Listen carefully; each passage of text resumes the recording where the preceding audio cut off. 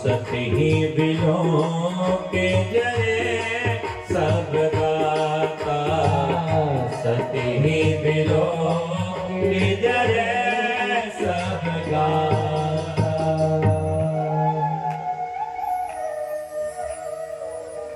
आजकल हम लोग जैसे नैहर कहते हैं, नैहर समझते हो ना? आजकल हम लोग जिसे नैहर कहते हैं उसका शुद्ध अर्थ होता है मायका। मां है क्या? सती कहां आई है? गोस्वामी जी ने लेख किया कि पिता भवन जब गई भवानी, अपने पिता के भवन आ रही हैं, लेकिन सती को पिता तो नहीं मिला। कौन मिला? बोले दक्ष मिला। सती जी ने जैसे देखा कि उनके पिताजी सामने, सती दौड़ करके पिता को प्रणाम करने के लिए गई है, क्योंकि सती अपनी समस्त बहनों में सबसे छोटी बहन है, 16 बहनों में सबसे छोटी बहन है। दक्ष को जैसे प्रणाम करने गई है, दक्ष ने अपनी पांव खींची, सामने बहनें दिखलाई पड़ी,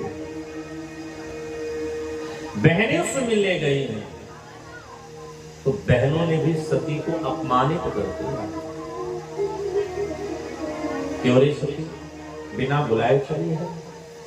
तेरे पिताजी ने तो तुमको निमंत्रण नहीं दिया था, ऐसे कैसे तुम चली गई? सती की बहनों की वाणी सती को ऐसा लगा कि मानो उनके हृदय में कोई बाण चुभा रहा है। इसलिए हमारे यहाँ कहा गया है, वाणी ऐसी बोलिए मन का आपा खोए, औरन को शीतल करे आप शीतल होए। कम बोलो परंतु सोच समझ के बोलो। सती से सती की बहनें भी ना मिली, सती के पिताजी ना मिले, लेकिन मिला कौन? बोले सती की मां प्रसूति मिली, क्योंकि मां को मां, इसलिए कहा गया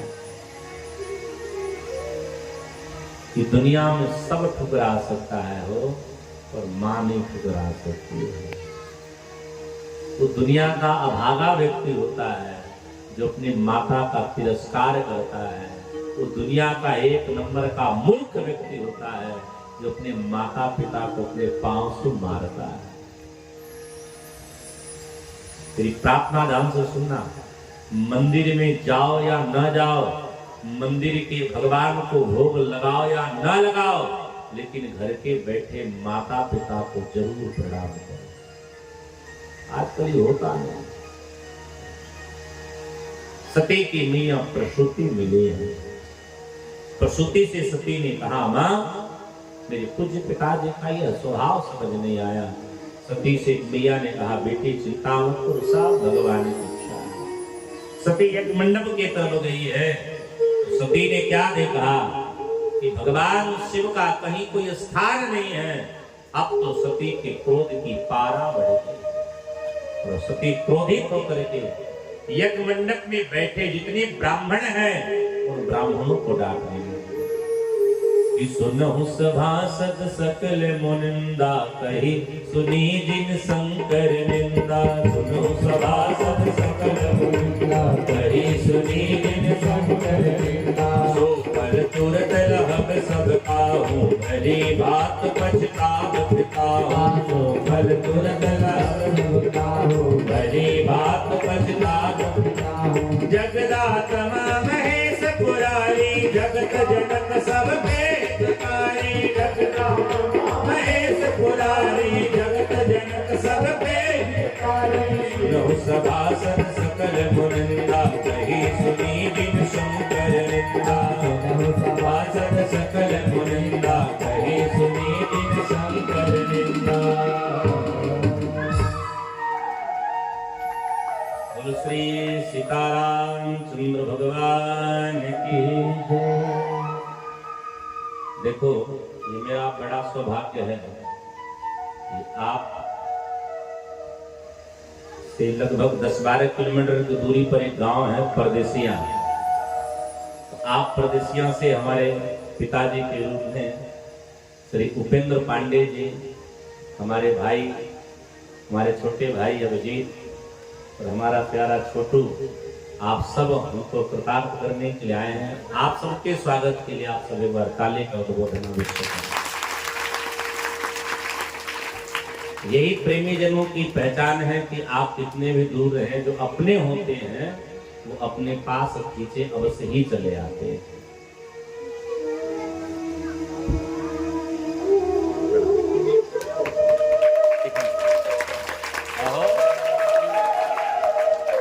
सूरज, क्या हाल है?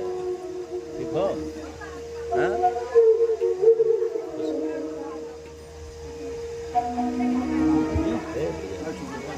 अरे कितना हो?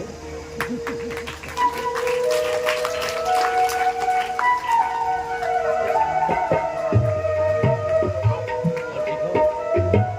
ए बैठे नहीं, यही बैठवाइए, यही आसन लगवा दीजिए।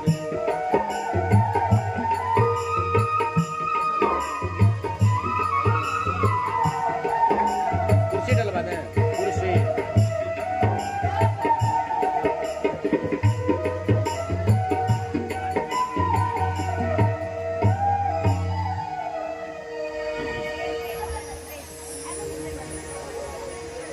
5-6 साल पहले आप पूज्य पिताजी को अपने राम जी श्रीमद् भागवत महापुराण जी श्री राम कथा का मंगल आपके दरवाजे पर हम अपने राम जी गायन किए, और तब से हमारा आपका संबंध एक पिता पुत्र का हो। आपके बालक हमारे गुरु भ्राता हैं, हम दोनों एक ही गुरु के शिष्य हैं, और सत्यता यही है कि आपके बालक से जितनी मेरी अपनी हृदय का संबंध है, आश्रम में उतना किसी से भी संबंध नहीं। आपकी श्रीमती जी, जिन्हें मैया कहते हैं, तो जितना प्रेम अपने बच्चों से करती है, मिलने पे आप उतना ही आपका परिवार प्रेम करता है। आपके आने से ये लगा कि एक हमारे अभिभावक बड़े हैं, व्यासपीठ से आपके श्री चरणों में कोटि कोटि प्रणाम। ये मेरा बड़ा सौभाग्य है कि आप अपने बालक को आशीर्वाद देने के लिए पधारे। देखो, एक सती अपने पिता के घर में, पिता ने सम्मान नहीं किया, एक पिताजी चल के आए, इस बालक का सम्मान किया। यही ठाकुर जी की कृपा है। पिता भवन जब गए भवानी, पिता भवन जब गए भवानी, दक्ष काश का हुन सन्मानी, दक्ष काश का हुन सन्मानी। सती जब यज्ञ मंडप के पास गई तो कतहु नदी को शिवकर भागा। पिता से अपमानित है, बहनों से अपमानित है, इसलिए सती के मन में दुख है। तो सती मन में विचार करे कि चलो मैं जरा यज्ञ मंडप की परिक्रमा करूं, और यज्ञ मंडप में जब अवलोकन करी है तो सती को जब भगवान शिव का स्थान न दिखलाई पड़ा तो सती की क्रोध से पारा चढ़ गई। तो सबसे पहले सती ने किसको डांटा? सबसे पहले सती ने यज्ञ मंडप में वर्णित ब्राह्मणों को डांटा है, और ब्राह्मणों से कहा, ऐ पंडितों, तुम्हें बहुत बड़ा दोष लगेगा, तुम्हें बताना चाहिए था। क्यों? क्योंकि पिता मंदमते निंदते, मेरा तो पिता मंद बुद्धि का है। तुम्हें तो ज्ञान देना चाहिए कि शिव के बिना कभी किसी का कल्याण होने वाला नहीं है। लेकिन अब मैं करूं क्या? अब सती को अपने पति की बात स्मरण होने लगी कि भगवान शिव सती को जाने से क्यों मना कर रहे थे। अब सती धर्म संकट में पड़ गए कि मैं पिता की हूं नहीं, पिता मुझे मानता नहीं, और जो मुझे अपना मानता था मैं उसे अपना मानी नहीं। अब तो सती आगे जावे या पाछे, इसलिए सती मन में विचार करने लगे, ये शरीर ही न रहे तो ही अच्छा, क्योंकि शरीर जब तक रहेगा पिता से तो संबंध रहेगा। आजकल लड़का बाप बेटा में जब झगड़ा होता है तो लड़का कहता है, जा नालायक बाटा को, हमारा तो हर दोनों संबंध नहीं है, लेकिन उस मूर्ख को बतलाना चाहिए कि जब तक उसका शरीर होगा तब तक तो पिता का संबंधी है, तब तक तो पिता का कर्जदार है। क्यों? क्योंकि पिता के ही शुक्र से तू पैदा हुआ है। पिता मंदमति निंदक ते ही दक्ष शुक्रिय संभव दे। इसलिए पति से तो संबंध ऐसे तो तोड़ा जा सकता है, लेकिन अब पिता से संबंध अगर तोड़ना हो जो शरीर ही छोड़ना पड़ेगा। अस कहे योग यगन तन जारा भयो सकल मुख हाहाकारा।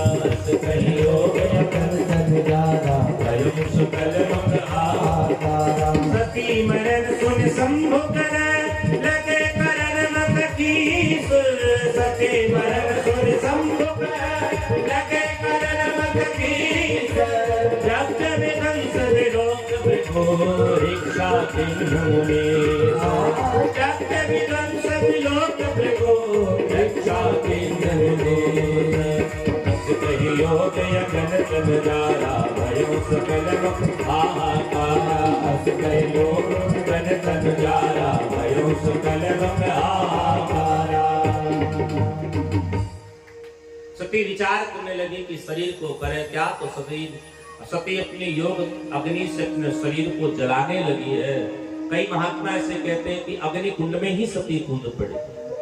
अब आदि जो भी हो, सती के शरीर में जब अग्नि की दाह जलने लगी, भगवान शिव की जो गण है उन गणों ने उत्पात मचाना आरंभ किया। तब भृगु जी महाराज जी ने अपने योग बल से उस सैनिक प्रकट किए। भगवान शिव के सेवकों का जब अपमान हुआ, भगवान शिव को जब पता चला है, तब भगवान शिव क्रोध से खड़े हैं, अपने जटा से बाल तोड़े, नीचे पटके एक भगवान शिव का अद्वितीय रूप प्रकट हुआ, जिस रूप का नाम है वीरभद्र। और वह वीरभद्र आया है दक्ष की संपूर्ण यज्ञ का तहस नहस किया। अरे भैया, यहाँ तक कि दक्ष को एक तमाचा मारा, दक्ष का सर कट गया, अग्नि कुंड में उठा करके पुराहुति के रूप में स्वाहा कर दिया। अब तो चारों तरफ हाहाकार की नीति कहती है कहीं यज्ञ होवे और अगर वह यज्ञ बीच में खंडित हो जावे, यजमाने टपक जावे, तो समझिए अब कुछ गड़बड़ होने वाला है। इसलिए ब्रह्मादिक देवताओं ने कहा अब क्या किया जाए, तो सब मिलकर के भगवान शिव को दिखाते हैं। आइए हम सब भी भगवान शिव को बड़े भाव से मनाएं, हमारे साथ मिल करके आप सब भी मनाइए। जैसे आप लोग कहते हो कि जागी जागी महादेव, आइए ऐसे हम मनाते हैं महादेव। हरि काले के शिव के मनाई हो, शिव मानत नाई। काले के शिव के मनाई हो, शिव मानत नाई। काले के शिव के मनाई हो, शिव मानत नाई। काले के शिव के गाइए हो, शिव मानत नाई। मानत नाई भोलरे झट नाई। मानत नाई भोलरे झट नाई। मानत नाई बाबरी झट नाई। मानत नाई बाबरी झट नाई। काले के शिव के मनाई हो, भोला मानत नाई। काले के शिव के मनाई हो, भोला मानत नाई। काले के शिव के मनाई हो, भोला मानत नाई। काले के शिव के मनाई हो, भोला मानत नाई।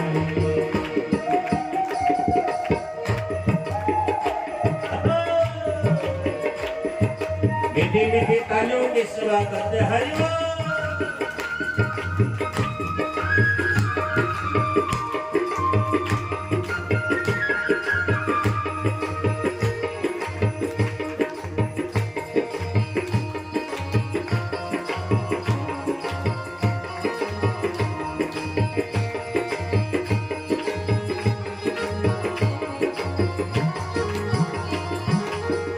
कोठा कुठारे उनके मन हो न भावे, कोठा कुठारे उनके मन हो न भावे, मन हो न भावे बाबा मन हो न भावे, मन हो न भावे बाबा मन हो न भावे, कोठा कुठारे इनके मन हो न भावे, मन हो न भावे बाबा मन हो न भावे, टूट ही मड़ैया में आसन लगावे, आसन लगावे बाबा आसन लगावे, टूट ही झोपड़िया में आसन लगावे, आसन लगावे बाबा आसन लगावे, ही मड़ैया कहाँ पाए हो मानत नहीं, काले के शिव के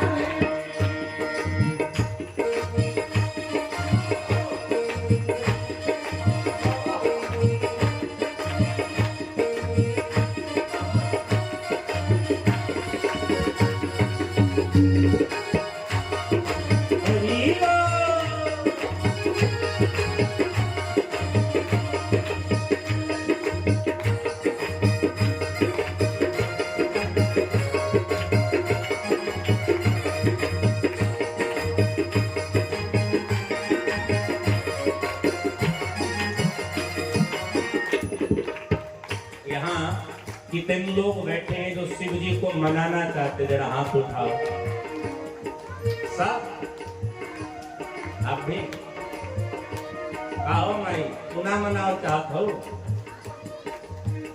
तो ऐसे कहते तो ही से झगड़ा कहीं गाय बैठी लगा, ऐसा गुम से आके बैठी है। जो लोग शिव जी को मनाना चाहते जरा मस्ती से, हाँ जितने मस्त बनोगे बाबा उतनी मस्ती से रिझेंगे। मेवा मिठाई उनके मन ही ना भावे, मन ही न भावे बाबा मन ही न भावे, मेवा मिठाई उनके मन ही ना भावे, मन ही न भावे उनके मन ही न भावे, भंगिया धतूर देख मन ललचावे, मन ललचावे उनके मन ललचावे, भंगिया धतूर देख मन ललचावे, मन ललचावे बाबा मन ललचावे, भंगिया धतूर कहाँ पाई हो बाबा मानत नहीं, काले के शिव के मनाए हो, काले के शिव के मनाए हो, मानत नाही बाबा मानत नाही, मानत नाही बाबा मानत नाही, काले के शिव के मनाए हो, शिव मानत नाही, काले के शिव के मनाए हो, शिव मानत जय हो।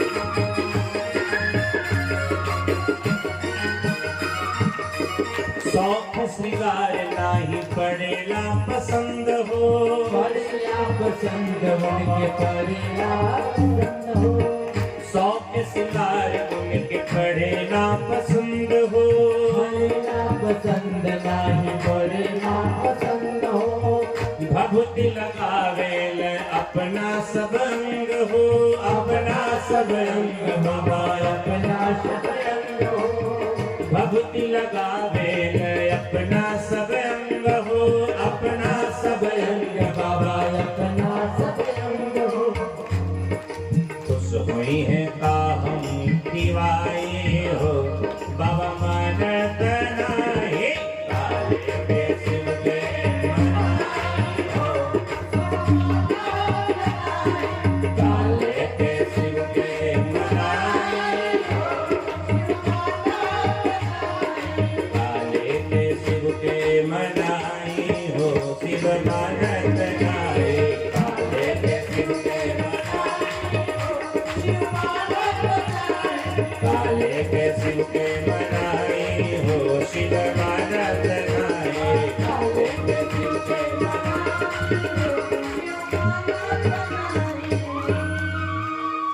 सारे देवता बाबा को मनाते हैं।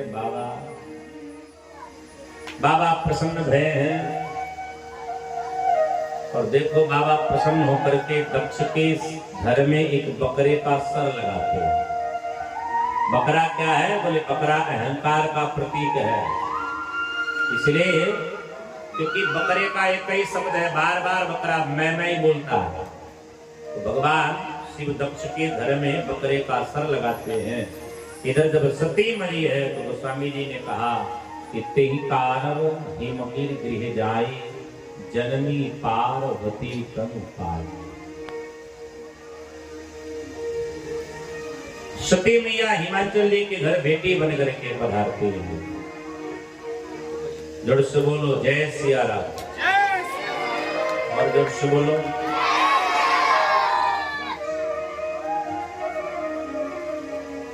ये बड़ा उत्तम काम है। एक बार आप सब ताली बजा के स्वागत करें।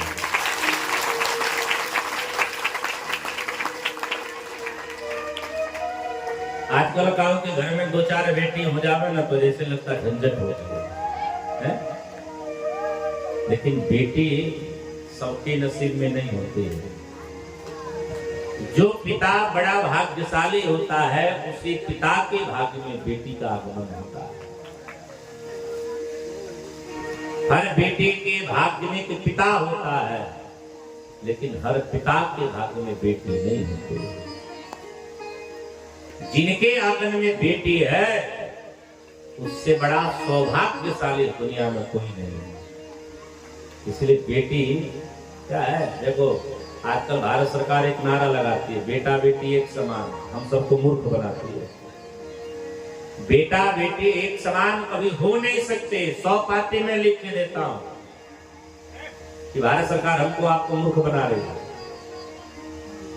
बेटा क्या है? बोले बेटा सोना है। तो बेटी क्या है? बोले बेटी हीरा है। और हीरे सोने की कीमत कभी एक नहीं हो सकती है। इसलिए आपके घर में बिटिया का आगमन हो तो समझना आप जैसा सौभाग्यशाली कोई नहीं है। क्योंकि बेटी उसी के कुल में आती है जिसके यहाँ बड़ा ही सौभाग्य होता है। तेहि कारण हिमगिरि गृह जाई, तेहि कारण हिमगिरि गृह जाई, जनमी पार्वती तनु पाई, जनमी पार्वती तनु पाई।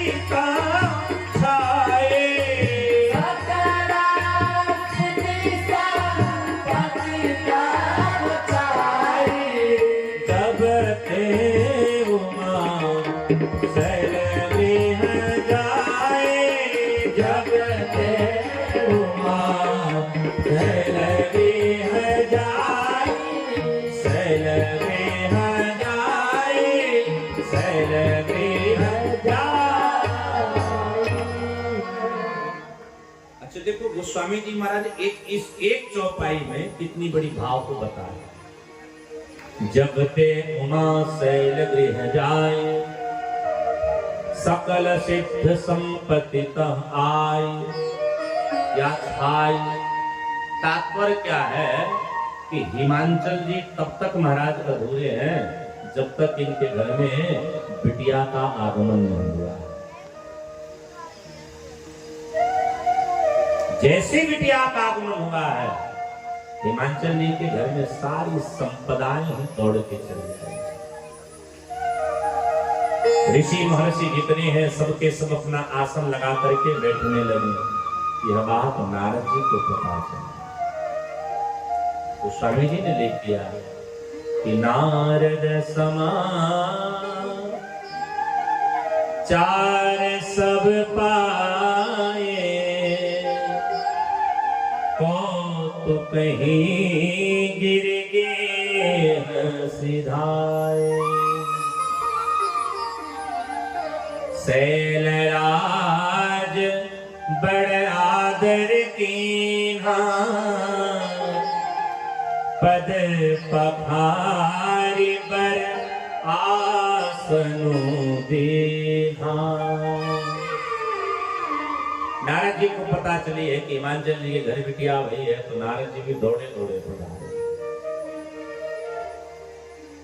नारद जी जैसे आए हैं तो हिमांचल जी महाराज बढ़िया सुंदर आसन दिए हैं। एक बात बड़े प्यार से सुनिएगा, कोई तीर्थ से अगर आपके घर आवे तो आसन पर उसको बैठलाओ, और संभव होगा तो पहले उसकी पांव पकड़ाओ, क्योंकि वो तीर्थ का कण लेकर के आ रहा है।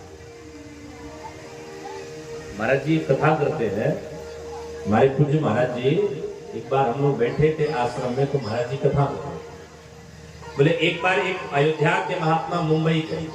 ये सत्य घटना बता, एक अयोध्या के महात्मा मुंबई गए, बड़े फक्कड़ प्रकार के महात्मा हैं। उनकी जो चदरिया एकदम मैली मैली है, इतना मैल है कि काला भी उससे डरने लगा, इतनी मैली चदरिया। एक सेठ के यहाँ गए तो सेठ ने कहा महाराज एक चदरिया हमको दे दो। महाराज जी कहीं लेकर के करो। सेठ ने कहा दे दो इस चदरिया के लिए मैं आपको 2 लाख रुपया दूंगा। महात्मा जी बोले पगला गया, 20 रुपया चदरिया का 2 लाख दिया। महात्मा जी ने कहा भैया क्या करोगे? तो सेठ ने कहा मैं आपको इस एक चद्दर का दाम 5 लाख दे रहा हूं, ये 5 लाख रुपया ले लो, ये चद्दर। महाराज जी बोले चलो तो। सेठ ने कहा ठीक। महाराज जी ने निरमा पाउडर खरीदे, पूरी रात भर चदरिया को मल के धोते, तो बढ़िया धुल के साफ किए, प्रेस किए, पॉलिथीन में रख करके सेठ के पास में बोले भैया ये चदरिया ले।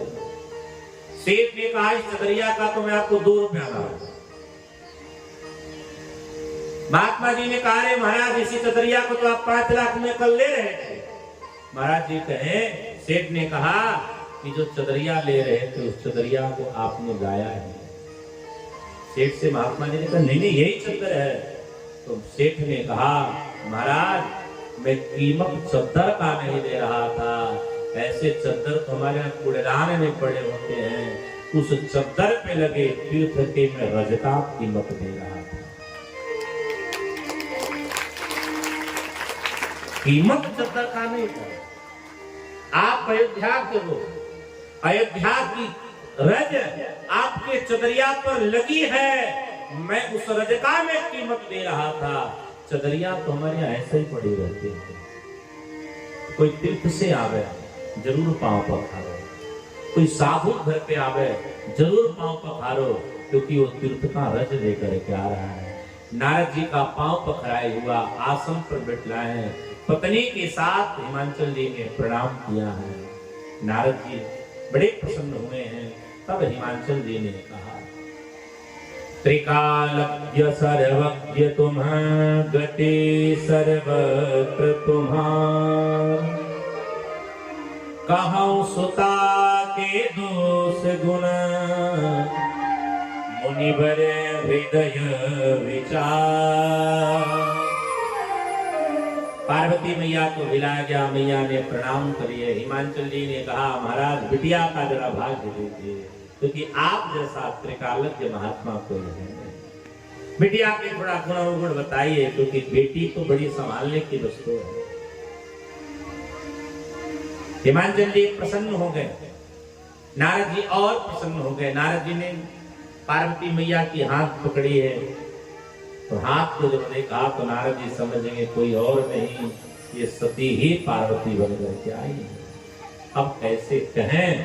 तो नारद जी ने कहना आरंभ कर दिया, सब लक्षण संपन्न कुमारी, सब लक्षण संपन्न कुमारी, सबलक्षण संपन्न कुमारी सबलक्षण संपन्न कुमारी हुई है संतत पियहि पियारी हुई है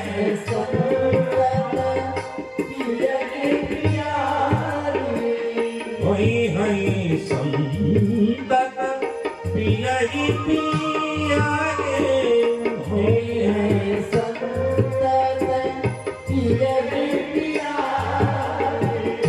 सदा अचरत ही कर रही बाता सदा चल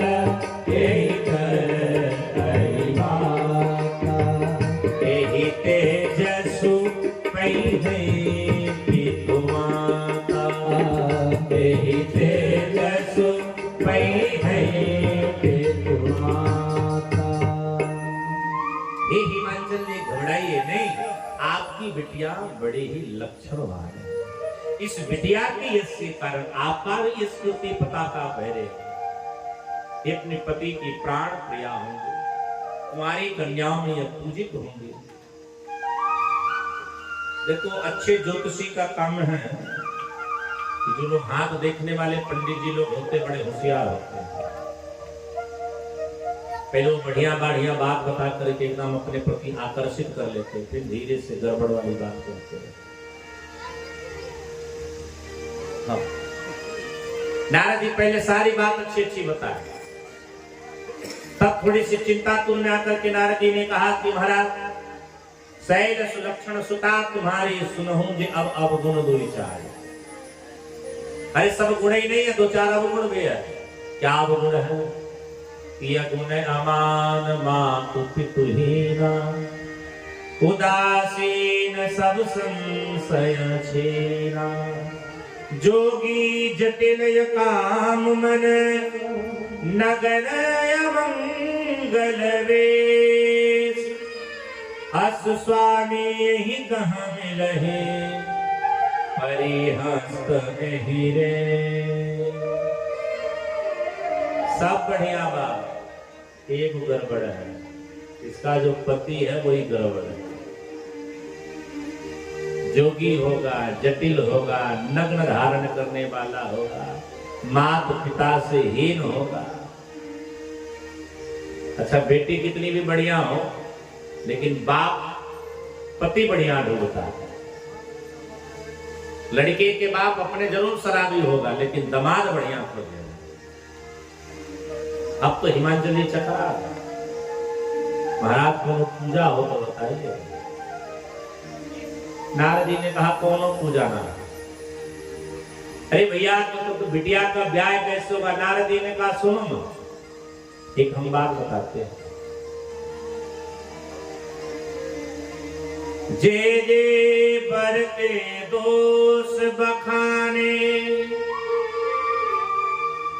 ते सब शिव पही में अनुमान। एक बात ध्यान से सुनो, जो जो हम दुल्हा के दोष बता रहे हैं सब भगवान शिव जी के पास पहले से विराजमान है। अगर आपकी बिटिया का विवाह भगवान शिव के साथ हो जाए तो अवगुण भी गुण में परिवर्तित हो जाएगा। कोनो पूजा हो तो बताइए। नारद जी ने कहा पूजा नहीं, आपकी बिटिया को तपस्या करनी पड़ेगी। जोर से बोलो जय सिया राम। जो एक नंबर का आलसी जजमान होता है अपने कुछ नहीं करेगा, पंडित जी से सब कराता है। हर पूजा पंडित जी से नहीं करानी चाहिए, कुछ स्वयं भी करना चाहिए। आप कुछ जजमान तो बड़े अच्छे होते हैं। एक बार एक ज्योतिषी जी अपनी पिटारी दुकान लगा करके चौराहे पर बैठे। हाँ, सुबह सुबह की बात, एक यजमान गया। यजमान ने कहा महाराज हमारे हाथ देखे तो ज्योतिषी जी बोले भैया तो आप शनि की रेखा एकदम दबदबी है, शनि तुम पे हावी हो रहा है, शनि को शांत करने के लिए कोई पूजा करनी पड़ेगी। उसने कहा कौन सी पूजा? बोले शनि की शांति की पूजा। उसने कहा हमारा दक्षिणा कितना लगेगा? पंडित जी बोले देखो सुबह सुबह की बात है, बोहनी का विषय है, बोहनी ठीक ठाक से 5100 रुपया देना, हम तुम्हारी शनि की दशा शांत कर देंगे। पंडित जी से यजमान ने कहा महाराज 5100 तो नहीं है। तो पंडित जी बोले ठीक है कोनो बात नहीं, 3500 रुपया दे। तो 1600 घट गया बेचारा। यजमान ने कहा 3500 नहीं है और कुछ कम में आएगी। तो पंडित जी बोले देखो सुबह सुबह की बात है, तुम 2100 रुपया दोगे तो हम तुम्हारी पूजा कर देंगे। यजमान ने कहा 2100 ना। पंडित जी बोले ना चलो ना तेरी ना मेरी 1500 में फिक्स कर दो। उसने कहा 1500 भी नहीं है और कुछ कम करिए। तो पंडित जी बोले 1100 रुपया दोगे। उसने कहा जरा सो रहता तो हम आपके पास आते हैं। तो पंडित जी से यजमान ने कहा कुछ और कम हो। तो पंडित जी बोले चलो अब तू क्या करे, कौन यजमान मिलेगा। तो 551 रुपया दे दो, तेरी पूजा हम कर देंगे। उसने कहा 551 भी नहीं है। तो पंडित जी ने कहा चलो 251 तो दे ही दो, अब कितना कम हो। तो कहा 251 ना है। पंडित जी बोले अरे पागल, चल 100 रुपया और हम कैंसिल कर देंगे, 151 तो दे दे। उसने कहा 151 नहीं है। पंडित जी ने कहा